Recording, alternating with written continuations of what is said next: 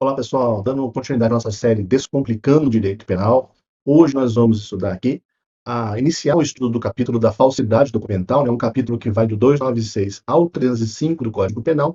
Especificamente nesse vídeo, nós vamos estudar aí o 296 e o 297 do Código Penal. Então vamos lá. O primeiro crime aqui que nós vamos estudar hoje, o do 296, é o crime de falsificação de selo ou de sinal público. Então, atenção nesse crime, tá? Quando, né, nós estudamos aí o crime do 293, que ele fala ali, falsificação de papéis públicos, logo no primeiro inciso, a gente tem uma falsificação de um selo ali, e eu sempre menciono que existem diferentes selos, tem selo postal. Aquele selo do 293 é um selo específico, que é o selo destinado ao controle tributário, é o selo que vem no cigarro, na carteira de cigarro, é o selo que vem no vinho, tá bem? Aqui nós vamos ter um outro selo diferente, tá? Que é protegido aqui por um outro crime. Então, é, o 296 ele vai proteger, tá, o selo público, aquele selo destinado a autenticar atos oficiais da União, do Estado ou de município, tá? Ou o selo ou sinal, né, atribuído por lei à entidade de direito público, à autoridade ou a sinal público de tabelião. Esse é um crime que tem pena de reclusão de 2 a 6 anos e multa, tá bem?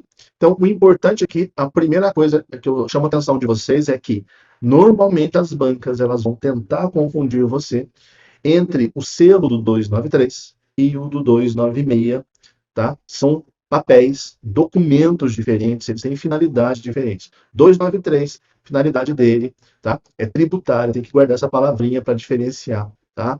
A falsificação de papéis públicos, ela tem a falsificação de selo. Aquele selo lá é selo para fins tributários, tá? Lembra do selo do vinho, lembra do selo do cigarro.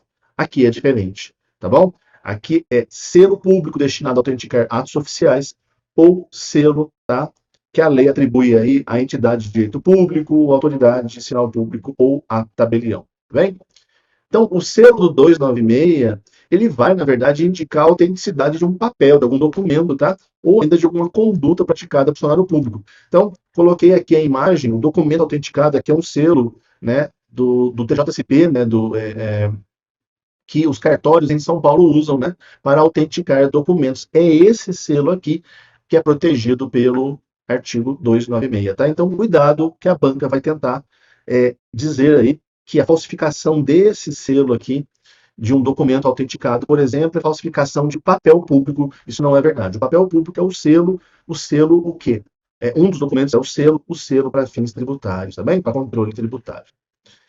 No 296, parágrafo 1º, nós temos aí forma equiparada que vai punir quem faz o quê? O uso, em primeiro, né, no inciso primeiro, quem faz o uso daquele selo ou do sinal falsificado, tá? Vale lembrar mais uma vez um comentário que eu sempre faço aqui quando nós estudamos falsificação, que aqui está punindo outro indivíduo. Se o indivíduo ele falsifica e ele usa, ele responde só pela falsificação.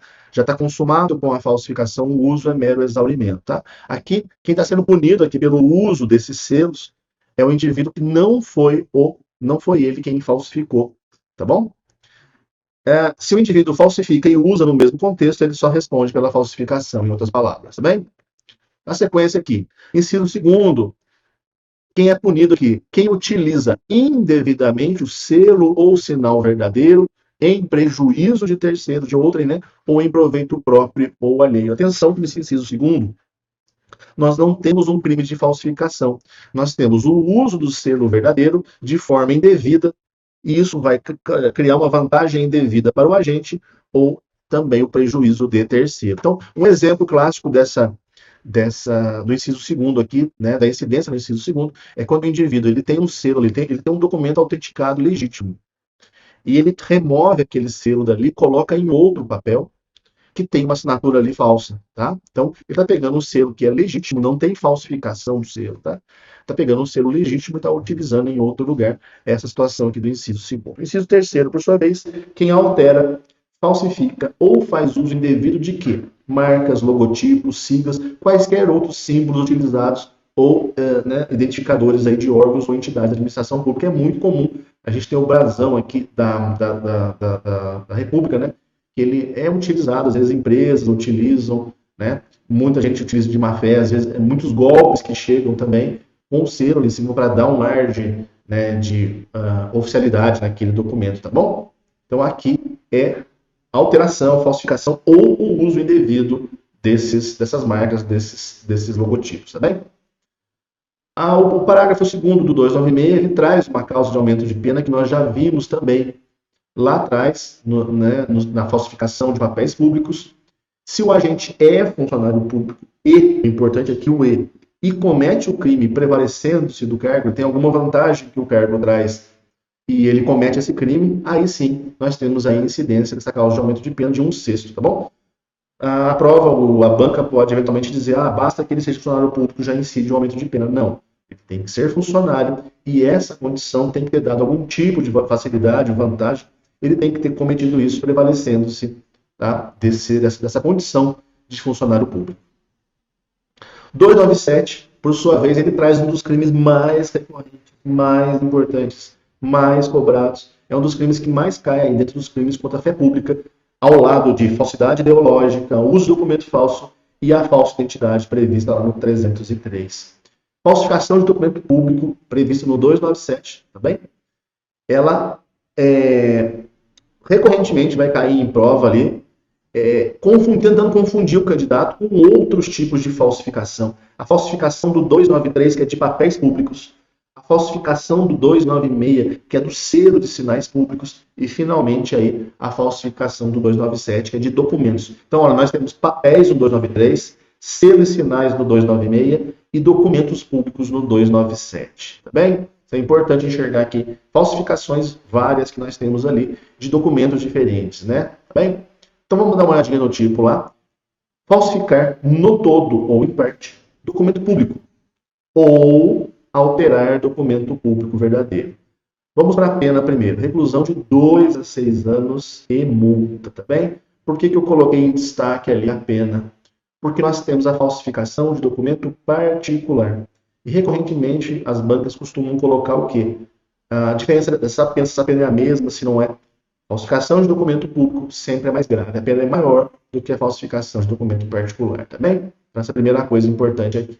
Antes de mais nada, o tipo penal fala em documento público. O que é isso? Nós precisamos aí, né, interpretar, buscar o significado do documento público. Antes de mais nada, o significado de documento. Documento é um meio de perpetuar qualquer tipo de conteúdo. Documento é sempre escrito. Fotos, eventualmente, podem até fazer parte dele, mas fazem parte de um documento que é escrito. O documento também ele pode ser transportado sem que ele se perca, né? O autor está identificado e possui também relevância jurídica ou eficácia probatória, tá? Então não é qualquer documento escrito que tem o seu autor identificado, por exemplo, uma carta de amor ali, um bilhete, né, de namorado, isso não tem nenhuma relevância jurídica por si só, tá? Não é um documento. Agora, um documento público, que é o protegido por esse artigo aqui, é um documento com todas as características que a gente acabou de ver, só que ele é, primeiro, elaborado por um funcionário público, tá? 2, no exercício de suas funções. Não basta que o funcionário elabore. Esse funcionário tem que estar no exercício de suas funções. E terceiro, tá? Esse documento deve ser elaborado em conformidade com a legislação aplicável, a legislação pertinente. Só quando estão presentes todos esses elementos é que nós estamos diante de um documento público esse está protegido por esse tipo penal que nós estamos estudando agora. Tá bem? Primeiro ponto aqui em relação ao crime de falsificação de documento público. Ele é um crime não transeunte. Novamente, nós temos aí aquelas classificações de crime que são várias.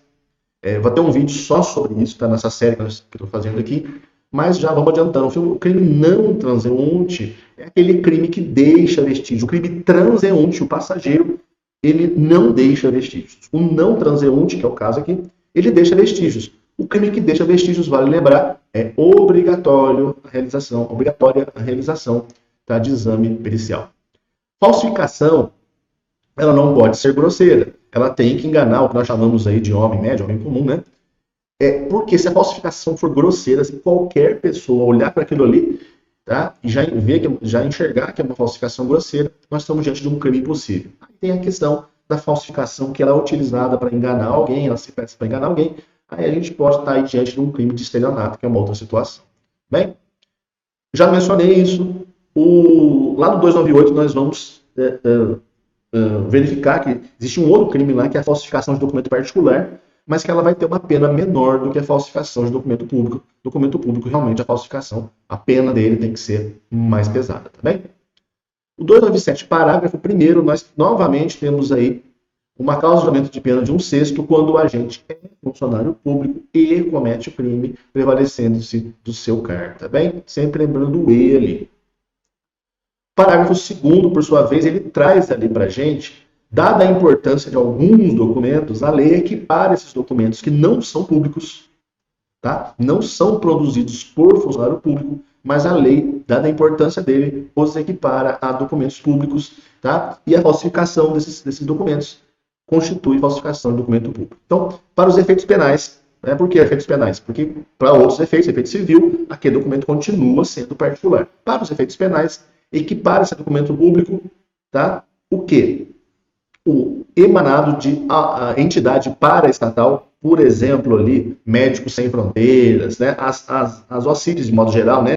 Instituto Ayrton Senna, por exemplo, tá? São equiparados a documentos públicos. O título ao portador também, ou transmissível por endosso. 2 exemplos clássicos, para você não esquecer, o cheque e a nota promissória. Ações de sociedade comercial, livros mercantis, né, os livros obrigatórios aí de comércio, e, por fim, o testamento particular. Esse último, atenção nele, que, mais uma vez, banca já cobrou dizendo, né, para induzir mesmo o candidato ao erro, porque testamento particular, o nome está ali particular, o candidato vai lá e testamento particular é equiparado a documento público e a sua falsificação, tá? Constitui aí o crime de falsificação de documento público, tá? Isso é bastante importante, tá bem? No 297, parágrafo 3º, nós temos aí formas equiparadas, são condutas que visam fraudar a Previdência Social. Essa foi uma inclusão que foi feita no 297, depois, não devia estar aqui, devia estar em outro lugar isso, mas para que você guarde de uma forma fácil, né? São condutas aqui que vão tentar fraudar aí folha de pagamento, carteira de trabalho, documentos contábeis, mas sempre tendo aí a intenção de fraudar a Previdência Social. Aqui é o que você tem que guardar aqui para a sua prova, tá bem?